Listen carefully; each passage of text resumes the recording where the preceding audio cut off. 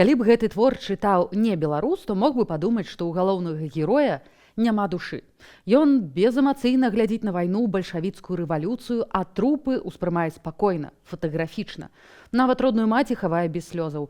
А што, калі ў яго, героя, не адна, а цэлых две душы, га? З вами Настасья Суханосік у перадачы «Смаленне віпрука». Тут мы разбіраем і падсмальваем вядомыя і невядомыя творы нашай літаратуры. І сёння пра аповесць Максіма Гарэцкага «Дзве душы». Першы беларускі выразны антысавецкі твор. Першы твор, дзе суб'ектам стае інтэлігент, а не гаротны селянін. Ну і, канешне, мучаецца пытаннямі «Хто я, на чым я баку?». Не забываем пра падабайку і падпіску на наш канал. Добра? Ну, пагналі!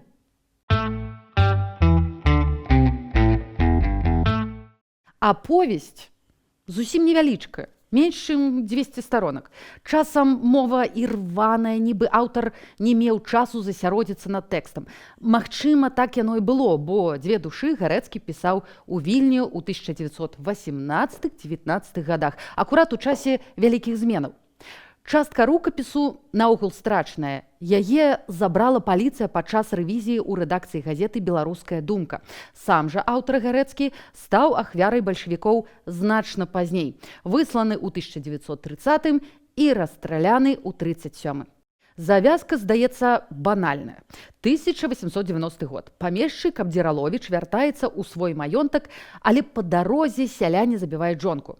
Той дэпрэсуе, зачыняецца ў кабінеце з каньяком і цыгарэтамі, а сынка вырошчвае сялянская баба Маланка. У яе сваё дзіця такога ж веку, ну і спрытны розум падказвае памяняць. У выніку галоўны герой Ігнась Абдзіраловіч па крыві сялянскі сын, а вось сапраўдны паніч Васіль застаецца пры мачысе. Абодва жывуць не сваё жыццё. Далей вір першай сусветнай. Ігнат, ужо дарослы, пасля ранення едзе лекавацца ў Маскву. І тут ужо аўтар шырокімі мазкамі малюе сусвет беларусаў, рэнегатаў, якія асвоіліся далёка ад дому. Ну, бо адзіны шанец дасягнуць нечага ў жыцці, вырвацца з шэрага прадоння радзімы, стаць рускім. Напрыклад, бізнесмен-мільённік Макасей, які некалі пешкі прыйшоў у Маскву і зарабіў тут капітал. Яго дачка стае няшчасным каханнем Ігната. Няшчасным, бо ён для яе чалавек другой катэгорыі, хай сын памешчыка. Князь Гальшанскі – іншая справа, але той беларус хіба з паходжання. Ды і сам Ігнат. А хто ён? Думае, мая радзіма Расія. Але нешта з ёй не так. Душа дваіцца. Ён разважае.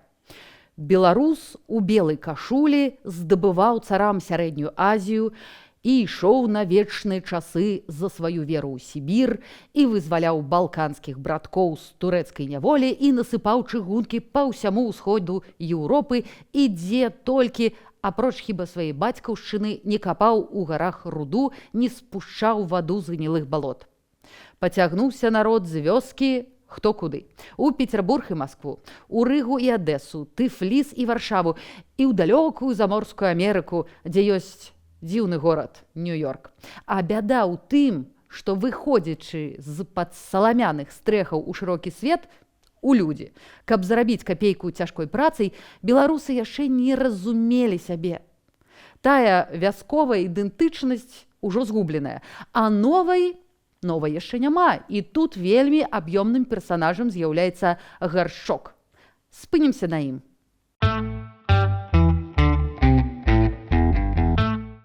Іван Гаршчок, у тэксце часцей Карпавіч, чалавек цікавага лёсу. Здольны вясковы малец, навучаны ў некай прыхадской школе, дабраўшыся да Масквы, ідзе ў манахі. Ну, а гэта ж не толькі пра духоўнасць, гэта ж бізнес. Разам з архімандрытам той муціць муткі. Там адспяваць, там паслужыць, тут мошчы жыватварашчыя, а то і сёе з царкоўнага дабрышча можна і прадаць. Архімандрыт у тэме, калі што. Але, як бывае у партнёраў, здараецца бізнес-канфлікт.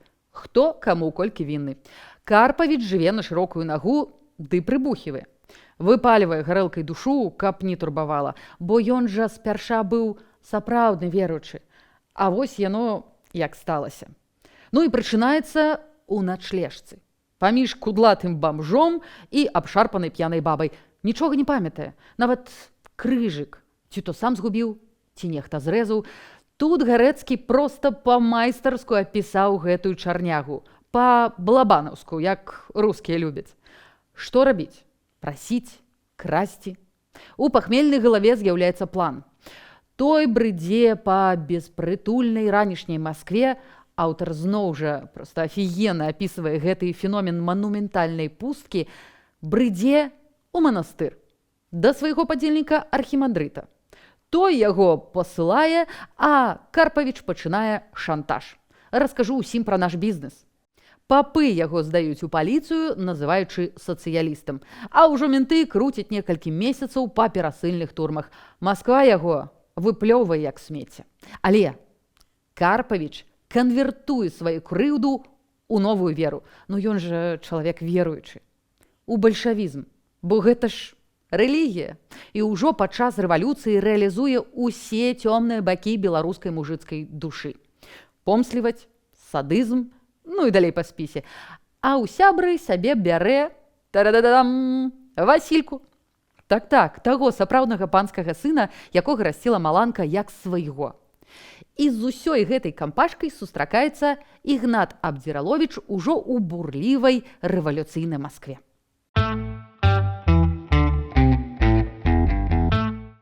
Там у Маскве Маланка перад смерцю распавядае братам сваю таямніцу, хто чый сын. Але Абдзіраловіч так стаміўся ад гэтых прыгодаў на фронце ды падчас рэвалюцыі, што як бы і не ўразіўся. Ну, ведаю аб матчынай тайне. А што ж змянілася ў думках маіх ці ў чуццях? Нічога. А вакол трупы, стрэлы. Ігнаць сам трапляе ў замес і выпадкова ратуе таго Карпавіча. Але сам ён чый? За каго? Чалавек з абрэзанымі пагонамі і пусткай на фуражцы замест старой царскай какарды. Чалавек-пустка. Рэвалюцыю ён параўноўвае з пажарам у вёсцы, які бачыў у дзяцінстве. Вакол трындзец, а ён глядзіць, як заварожаны.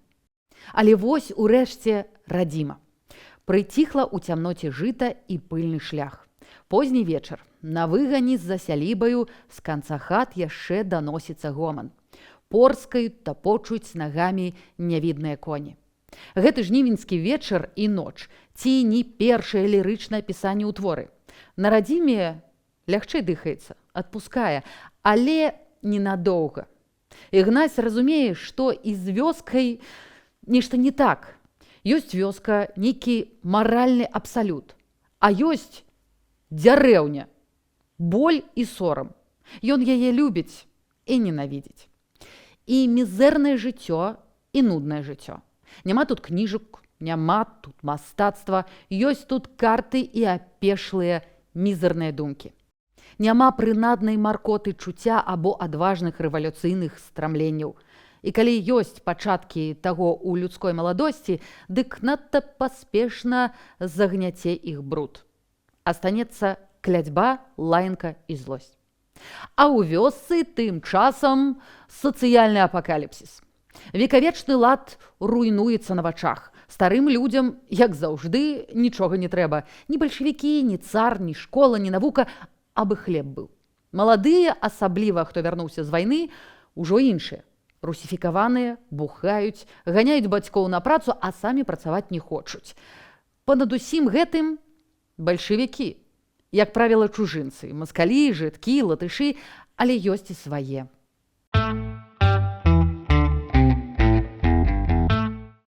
І вось шок. Васілька, брат Ігната, сапраўдны панскі сын, ездзіць па вёсках, забіраючы у сялянаў хлеб. Грабеж, а на новай мове рэквізіцыя. Ігнат пытаецца, як жа вас прымаюць? Як прымаюць? Скоса усміхаецца Васіль. Вот так сабе, як ідзе. Дзе каламі, дзе чым? Васілька душыць сялянскія паўстанні разам з сябрам і настаўнікам Карпавічам.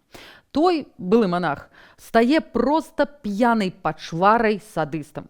Страляюць і вешаюць, вешаюць, страляюць. Старшыня камбеда, камітэта беднаты. Наогул нейкі урка з Масквы, які сядзеў за забойства. Тут пры ўладзе забіў насмерць жонку брата, а брата пасадзіў у чрезвычайку. Нібыта за контррэвалюцыю. А пралетарыят ломіцца ў кінематограф лускай семкі п'е. Вось ён, новы беларускі ландшафт.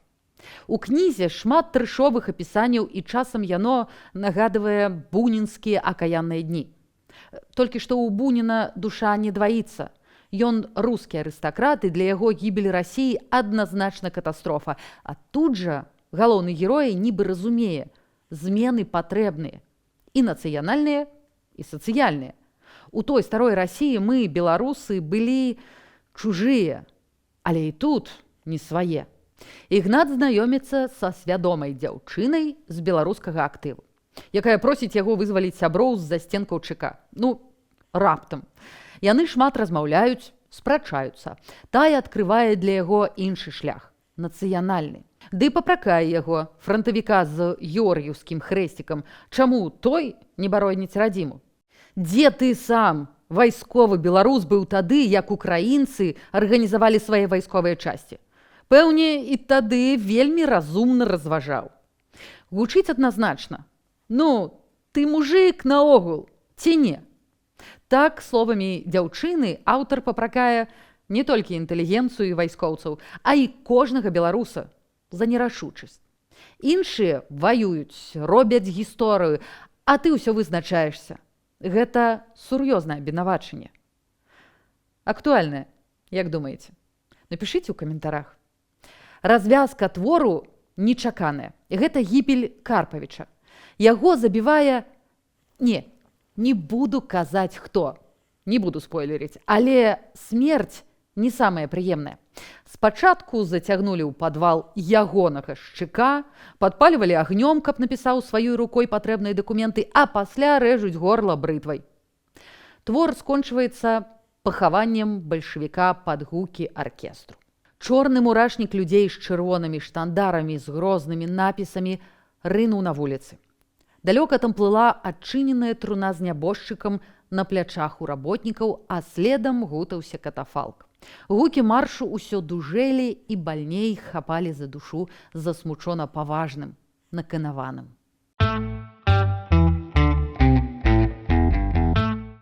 Нягледзячы на ўсе хібы, аповесць не проста першы антысавецкі твор у прозе. Гэта спроба асэнсаваць генезіс бальшавізму на прыкладзе Карпавіча. Ад веры да крыўды, помсты, шаленства і гібелі.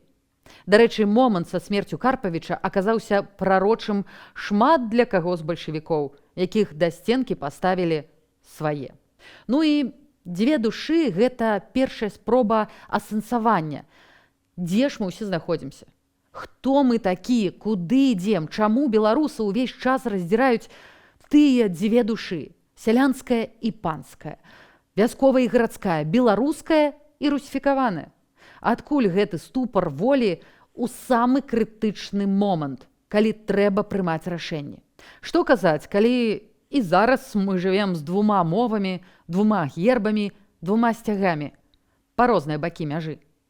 А яшчэ той папрок, які мы чуем з вуснаў маладой дзяўчыны. Хопіць ужо рэфлексаваць. Трэба вызначацца і дзейнічаць. А можа, я не маю рацыі? Як думаеце? Напішыце ў каментарах. Канешне, калі для вас гэта бяспечна. І чытайце, глядзіце, абмяркоўвайце сваё. А на сёння ўсё. Убачымся. Пакуль-пакуль.